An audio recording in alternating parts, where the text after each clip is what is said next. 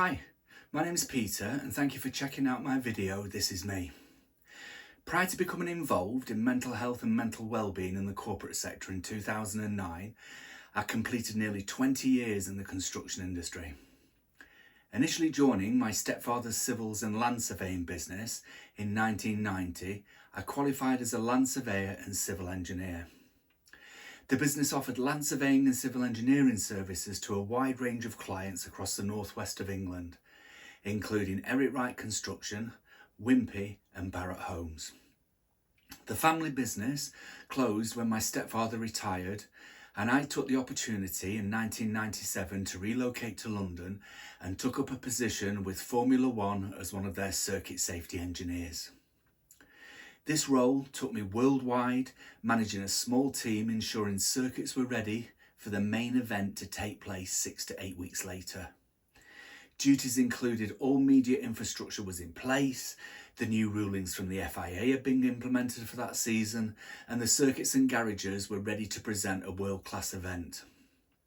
I stayed with F1 until 2000, when I was headhunted to take up a national contracts manager role with one of the country's leading marble and granite suppliers. Managing contracts included Liberties in London, the Trusthouse 40 Group, Hilton Hotels and the British Museum.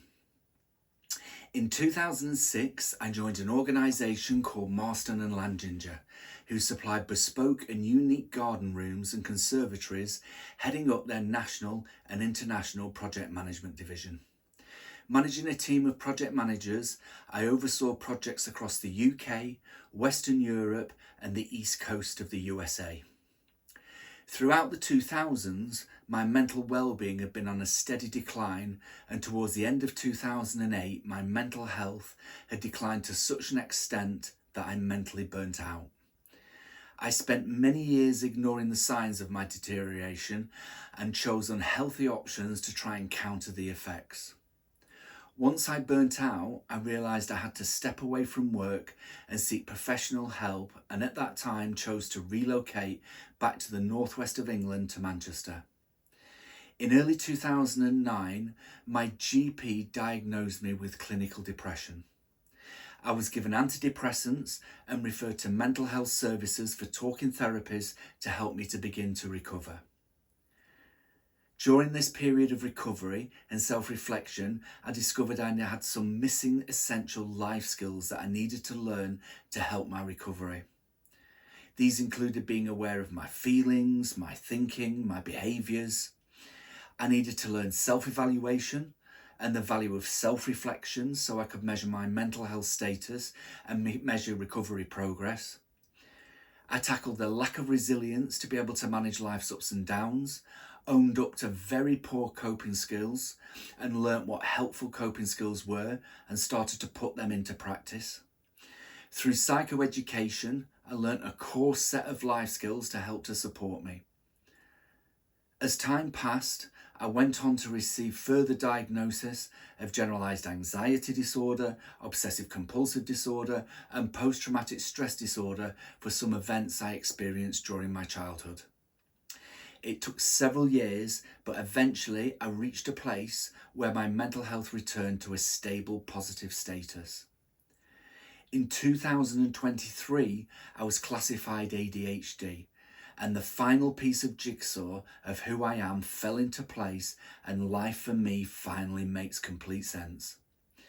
I now have a life where I practice mindful living, ensure I practice a healthy work-life balance.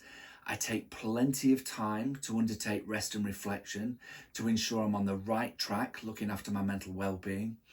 I prioritise my health so I can get a decent return from life, making sure I live as much in the moment as I can so I don't miss anything. And from a career perspective, this period in my life ignited a passion that was so much so that I completely changed my career. I was keen to get back to work, though I thought I didn't want to return to my old career in project management and business operations. My new passion was now to encourage and help organisations support their employees' mental health and mental well-being, both through a proactive and a reactive approach. I undertook training and gained qualifications in adult teaching, quality assurance and internal verification for teaching in the classroom.